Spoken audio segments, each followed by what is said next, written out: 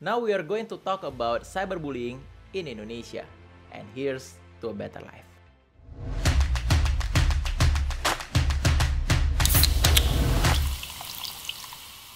Kondisi pandemi mengakibatkan pertumbuhan pengguna internet di Indonesia.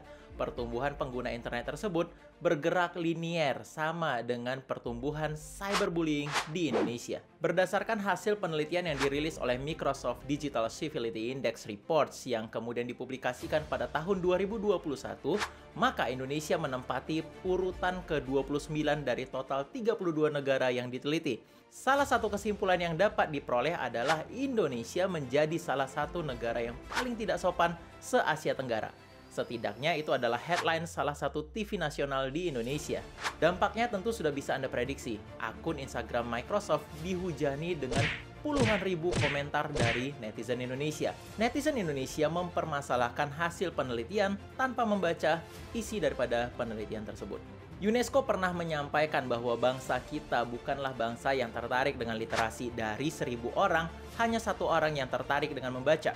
World's Most Literate Nation pernah merilis 61 negara yang memiliki tingkat literasi yang paling baik sampai yang paling rendah. Dan posisi Indonesia berada di peringkat 60. Posisi Indonesia satu tingkat berada di atas Botswana. Ternyata kisah cyberbullying ini tidak hanya menimpa Microsoft. Masih banyak kisah cyberbullying yang menimpa sederetan artis, mentalis, pemain catur, selebgram, seleb indigo. Bahkan panitia ospek juga pernah menjadi korban daripada serangan tentara netizen Indonesia. Perilaku netizen Indonesia dalam cyberbullying ini cukup mengkhawatirkan, di mana salah satu penelitian oleh ABGI mengatakan bahwa 59,6% netizen Indonesia pernah mengalami cyberbullying. Jadi, apa itu cyberbullying? Cyberbullying adalah perilaku agresif yang dilakukan suatu kelompok atau individu menggunakan media elektronik secara berulang-ulang dari waktu ke waktu terhadap seseorang yang dianggap tidak mudah melakukan perlawanan atas tindakan tersebut. Apa dampak aktivitas cyberbullying tersebut terhadap si korban?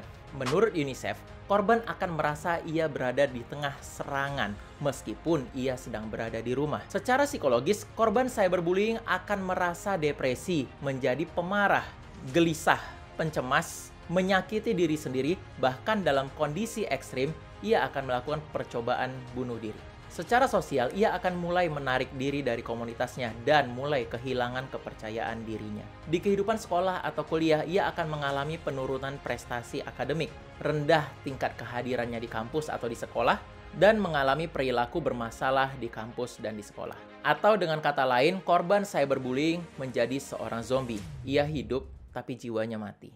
Apa yang bisa kita lakukan?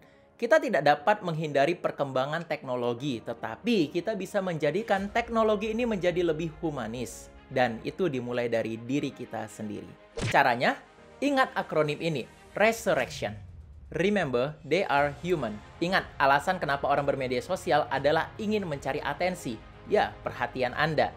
Oleh karena itu, apabila konten yang kemudian dibagikan tidak sesuai dengan value atau kesukaan atau minat Anda boleh langsung unfollow saja atau mungkin langsung skip saja tanpa perlu menyakiti perasaannya.